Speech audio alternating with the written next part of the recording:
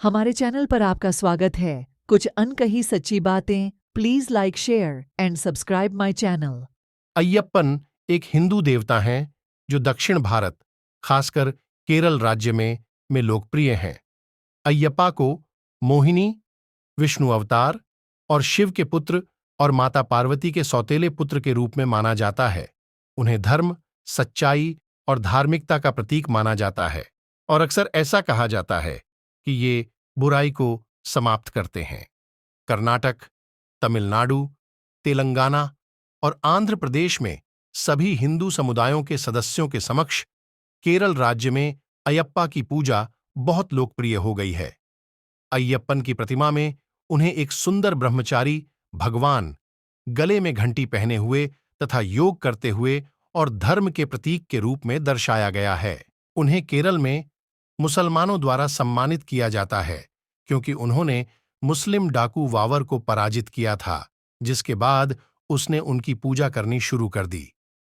भारत के पश्चिमी घाटों में लोकप्रिय हिंदू परंपरा में वे शिव और विष्णु की शक्तियों से पैदा हुए थे और आकार बदलने वाले दुष्ट भैंस राक्षस महिषी का सामना करने और उसे हराने के लिए पैदा हुए थे।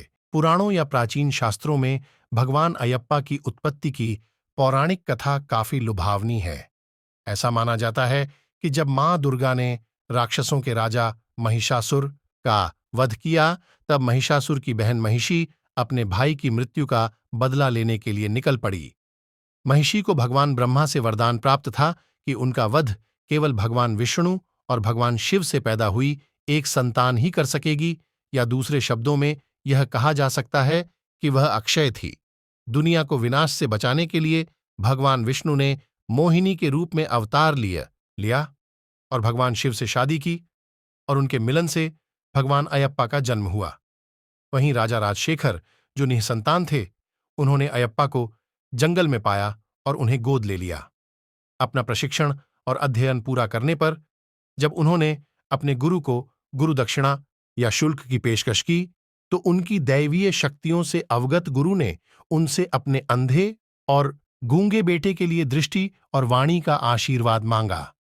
जैसे ही मणिकांतन ने उनके पुत्र के सिर पर हाथ रखा, आशीर्वाद दिया, तभी चमत्कार हो गया। मणिकांतन को 12 साल की उम्र में रानी की साजिश के चलते जंगल जाना पड़ा। रास्ते में उनका सामना राक्षसी महिषी से हुआ और उन्होंने उसका अजुथा नदी के तट पर पराजय कर वध कर दिया। मणिकांतन ने राजा से कहा कि चूंकि उनके जीवन की नियति पूरी हो गई है, इसलिए उन्हें वापस स्वर्ग लौटना होगा। उन्होंने राजा से सबरी पहाड़ी के ऊपर एक मंदिर बनाने के लिए कहा, ताकि उनके छोटे लेकिन सार्थक जीवन की स्मृति चिरस्थायी हो सके। जब मंदिर का निर्माण पूरा हो गया, तो भगवान परशुराम ने भगवान अयप्पा की एक मूर्ति बनाई और उसे मकर संक्रांति के दिन मंदिर में स्थापित किया। इस प्रकार भगवान अयप्पा की देवता सदृश पूजा करनी आरंभ हुई। मंदिर में हर वर्ष दिसंबर के अंत और जनवरी की शुरुआत में लाखों तीर्थयात्री आते हैं और लखनऊ के गोमती नगर में भी भगवान अयप्पा का दक्षिण भारतीय शैली में बना हुआ मंदिर स्थित है, जहां बहुत से भक्त पूजा और दर्शन करने आते हैं।